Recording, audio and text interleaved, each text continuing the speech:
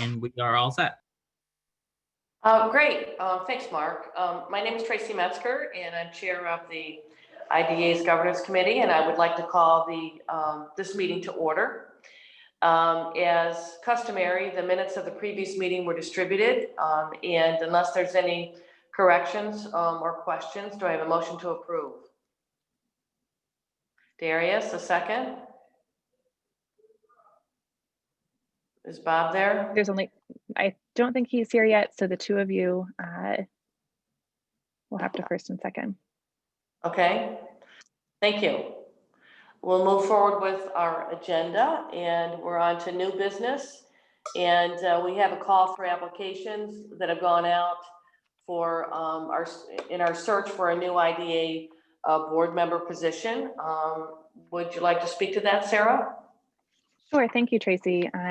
We do have in your packet the call for applications that went out from the City of Albany Common Council. As again, a reminder, I know all of you know this, but for the record, this is to replace the board seat vacated by Jaqueen Hoke earlier this summer. And part of the responsibilities of the governance committee is to review open board positions and provide guidance to the council, who is our appointing body, on the character, the background, the experience, the perspective that the board feels that it may be missing or would like to have more of with a new board member. So we have the unique opportunity to be able to sort of weigh in on the qualifications of a productive member of the Industrial Development Agency board. We'll do the same thing at the CRC during that meeting. And so in your packet, you do have as confidential material the applications that have come in to the Common Council for review. I would suggest if we were going to speak to any of those individuals specifically, that we would move into executive session to discuss the employment history of an individual. However, we're really here today to sort of discuss globally what the committee and the other board members that are on the call feel those characteristics would be. For your reference, we've also provided the last letter that was sent on behalf of the Industrial Development Agency to the Common Council as sort of a template. It's at the very back of the board only materials that you were provided. It sort of serves as a helpful guide of what the board had seen previously as missing from the board, or something that would be desirable in a board member, and might help to guide the discussion. I think with that, Tracy, I'd kick it back over to you for how you'd sort of like to see this conversation play out, or if you've got any opening comments. Sure. I've had a chance to certainly review the resumes or applications that have been submitted. I'm very pleased with the number of people that are interested in becoming board members, and the diversity in so many ways of the applicants. I would like to hear from other board members if they're prepared to kind of speak on the qualifications that they think would complement the existing board. We can always submit these, our suggestions or comments directly to Sarah as well. But if anyone would like to speak. I'll just say I actually concur with your observation on the resumes that were forwarded to us. I think they're pretty impressive group, actually. Yes. I do want to note that on the list that was sent to us, on the second name was spelled incorrectly. So that just needs to be fixed. It's minor point, but I've noted that back to the Common Council. That came from the council. Okay. And so yeah, the last name is spelled correctly. Exactly. Let them know the second individual needs to have their name spelled correctly. But yeah, other than that, I think it's a very good group as a whole, and I think that the council, there won't be a bad choice from this group. I agree. I think the community piece is important for us to prioritize in terms of an applicant's current community involvement, what their background is, and where applicable, like their vision, for the city. So that's something I'd like to prioritize. Yeah, I would concur.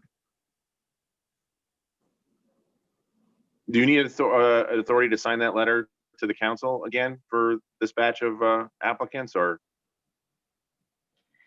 I think today what we'd be looking for is really a general consensus from the governance committee on what we'd like to go back to the council with in terms of priorities. The letter was really provided as a good template because it was so recent that we had gone through this exercise before. The appreciation of Albany's communities and neighborhoods with the desire to see the city grow and thrive had been something that the board had previously looked for. Tracy, you mentioned the diversity of the candidate pool as being impressive, and also something that this board has consistently prioritized throughout. We do have language in a previous letter regarding diversity with regards to gender, race, ethnicity, background, and perspective is of importance as well. So it sounds like that's something to include again. We also previously had an applicant that has economic development experience, being able to readily grasp issues related to financial analysis, urban revitalization, and local regional development economics was important. An understanding of the real estate market would be beneficial. And then a strong sense of ethics, sensitivity to conflicts of interest, and dedication to fiduciary responsibility to the organization's mission are critically important. I think what's missing from that list, Tracy, your point on being able to identify their vision for the city and strive toward that vision is something that we can probably enhance the language there. But if any of those bullets seem off base at this point that we'd like to move from, or if you'd like to keep any of those or add to any of those, that's something that that staff can put together and would just talk through today, and Tracy would be able to sign that and get it over to the Common Council. I think that the points made in our previous letter still apply. And if we do add that visioning piece, I think it would be appropriate and representative of what we're looking for. I agree. We do have both Lee and Dominic here who are not on the committee, but also board members. I think I see Susan Petto has joined us as well. I got a note from Bob saying that he is going to be a little bit late this morning, but is attempting to come on as well and may be able to get here for the CRC portion of the call. Would Susan or Lee like to add anything at this point? Okay, Sarah, I think we can move forward. Fantastic. We'll get the changes and updates made to that letter and get it back to you, Tracy, for signature. We'll circulate that to the group as well so that you can see what's headed over to the council for their review process. It's my understanding that next in the process, they are going to be bringing in all of the applicants to interview with the Planning, Economic Development, and Land Use Committee of the council. In years past, we've been invited to attend that interview process. We're still working through the logistics of that now. We have been invited, and I believe Tracy and I will attend the Planning, Economic Development, and Land Use Committee sort of pre-meeting initially to talk through this letter that will be sent, and then also sort of answer questions about the roles and responsibilities of a board member for both organizations. That has yet to be scheduled. I think they're working through logistics and sort of, you know, scheduling is always fun when you're looking at a bunch of different people's itineraries. So once we have that, we'll let the board know that as well. Thank you, Sarah. Okay, let's move forward with our next item on the agenda, which is the project evaluation and assistance framework, and just an update on the Sustainability Advisory Committee. Thanks, Tracy. You have in your packet a letter or an email that was received from Pete Sheehan, who represents the Sustainability Advisory Committee, particularly the Energy Subcommittee of that group. As you recall, I was able to attend one of those committee meetings this past spring to talk through what that group really sees as ways to promote sustainability through development and building projects in the city of Albany. That group at the time had offered to come back to the IDA with recommendations on how the IDA might be involved in sustainability initiatives, and they've provided their thoughts in this email. Really, there are two sort of directions that the group has suggested we review and consider. The first would be baseline requirements that would be, if you can think of it almost as the matrix scoring sheet, those top boxes, the comply with city planning regulations, Albany 2030 compliant, all those baseline, the but-for requirements. They would look to add a baseline requirement in related to the stretch code, and you've got some documentation related to the stretch code in your packet for that. So they have asked us to consider making the adoption of the stretch code into projects a baseline requirement of projects coming through the Industrial Development Agency. We have preliminary reviewed it. It is an exciting sustainability measure. I think from staff's perspective at this point, taking direction from the board and also really looking back at our authorities and powers as an organization, we are sort of very clear that we are not sort of the code enforcement group for the city of Albany. Anything sort of related to those agencies, there are bodies that do that, and for the Industrial Development Agency, we are not focused on those issues because there are groups that have that jurisdiction. So that is something to consider when looking at sort of adding baseline requirements related to code measures for that. The second, oh, sorry, Tracy, go ahead. When you say baseline requirement, are you saying that any project that was to receive benefits through the IDA would be required? That is what they're proposing that we consider. The second direction is being able to add into our community benefits metrics. Again, if you think of that scoring sheet, we have a number of bonus points, for lack of a better word, that can add to deeper incentives or to achieving the baseline incentive if a project comes through and does enough of them. They've proposed definitions of sustainability categories or measures that can be taken to help a project achieve a community benefits point under sustainability. And so they're proposing options like installing solar systems, installing car charging ports, natural gas heating and appliances, being able to think through ways that projects that are adopting these forward-thinking and progressive sustainability measures could be adding to the community by doing those things, and then therefore achieve a better score through our review system. What has been proposed is not sort of a clear definition, it's some directions for us to explore. And so if, that is something I know Dominic has brought up previously, we've talked about as a group previously, is potentially being an area where we don't currently have a community benefits metric related to it. That could be something that we would add in. And that, I guess the definition would really be up for discussion, and it's something that staff, if the committee is interested, staff could go back and look at what would be reasonable and comparable to the other community benefits metrics in the group and propose something back to the committee.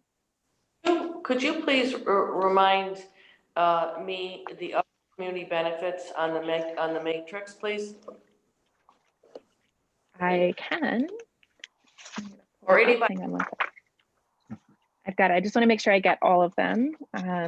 We have MWBE, DBE participation, EEO workforce utilization. So again, that's not the company as an MWBE, that's minority workforce utilization, additional inclusionary housing above and beyond what's required by code, regional labor, which is our labor catchment area usage, and then City of Albany labor usage is a separate point. And then apprenticeship program using contractors that are part or have an apprenticeship program with their organization. Those are the 2, 4, 6 community commitment categories currently in the metrics. Which obviously many of those relate to jobs and affordability. Mm-hmm. I'm a little bit challenged with this because I'm not quite sure that, you know, these benefits kind of equate to the other ones in our matrix. But I'm certainly open to further discussion. I like the idea, generally speaking, especially in the community benefit portion of it, to as a point incentive, point generating incentive for the project.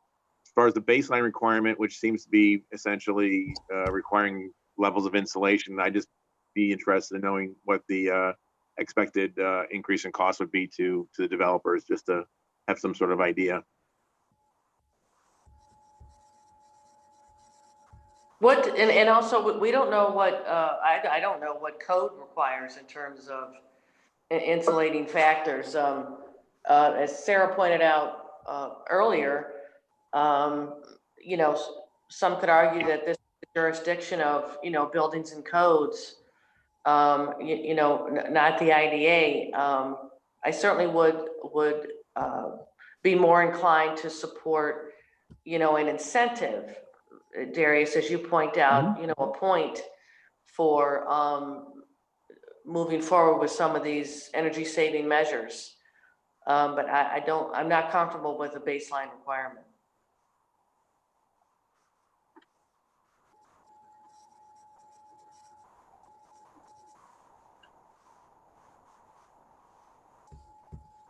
So should we move forward and look at potentially, you know, more clarity on what that community benefit, like, since this is a little bit vague.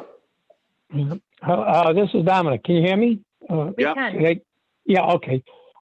Yeah, I kind of agree with what you're saying with the baseline requirements. I think that would need to be a code, you know, an amendment to the city code if it's not already in there about insulation.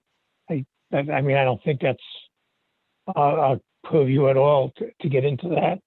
And the community benefits metrics, I like the idea, like Darius liked the idea. Darius said maybe we could look at it and maybe it would just be one point, but you could have it list the community, you know, sustainability and list the 3 or 4 things underneath that.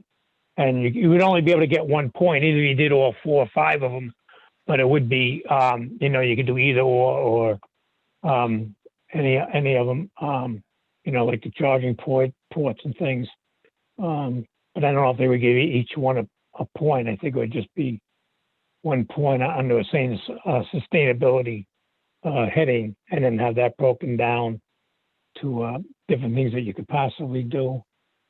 And some of these things might be coming down the line anyway, like, you know, electric charging ports and parking garages and those types of things. I think it's kind of, think of it as already Necessary legislation.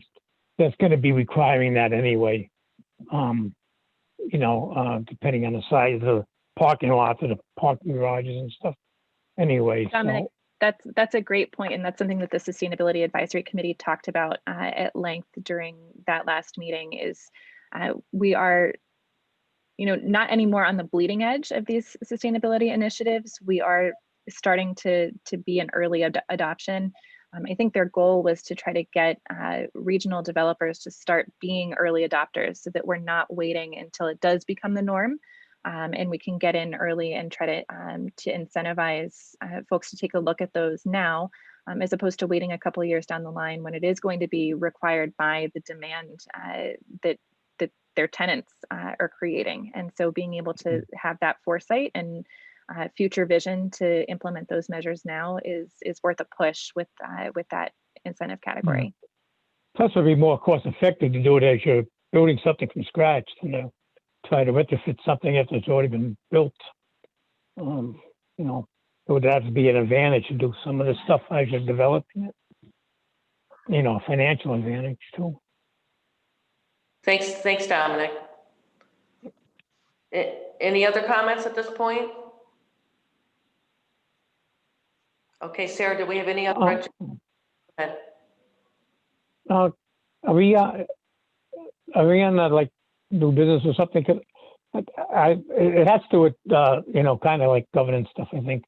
But I got called by a common council member yesterday, wanting to know if we can put something in our requirements for labor, which I explained we already have labor requirements in there, but they were a little concerned that the Clinton Avenue project that's already ongoing is using a lot of labor from the Rochester area, and why are we allowing that? And I try to explain that we do have requirements in there for labor, but also that project's getting so much state, you know, low-income tax credits and things that I don't know how much control we have over those issues. But he was wondering if we could kind of like put in more requirements for labor, but I really don't know how much more we can do with that.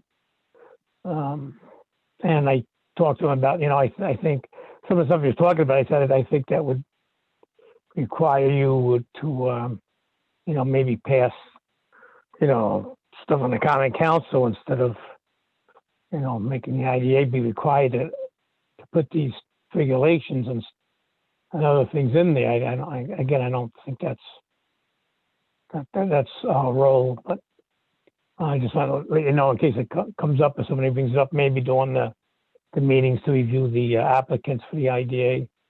It might come up. But Dominic, what he's essentially saying is that the requirements or the points for local labor are not sufficient.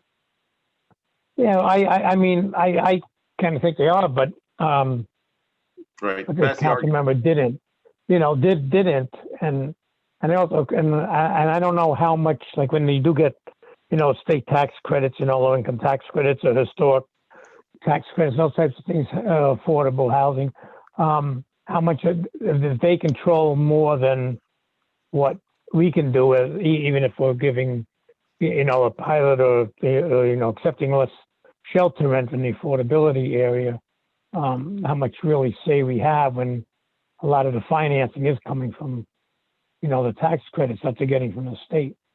You know, how much we can control on that area. Dominic, did the council member know that we had standards in place for local labor? I told him he did. I explained to it. I said, you know, we do. It is like, you know, it's we Yeah, no, I'm hate to sorry. get I points meant for Albany.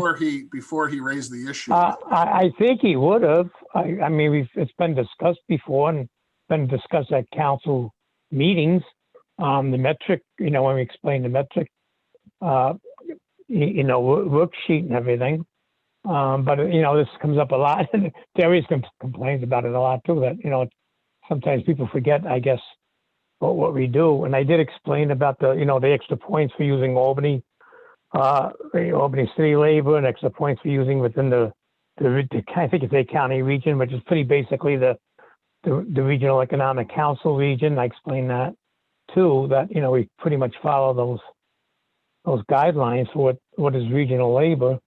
But you know, he was just concerned that he keeps seeing things from Rochester on Clinton Avenue, on the sites on Clinton Avenue. Okay, well, we will continue to encourage our applicants to take advantage of the community benefits, including local labor. Thank you, Dominic. Yeah. Sarah, do you have anything else for this agenda? I do not. Okay, I'm going to call for a motion to adjourn the IDA Governance Committee meeting. Darius, a second? So moved. Bob, thank you. And now we can move directly into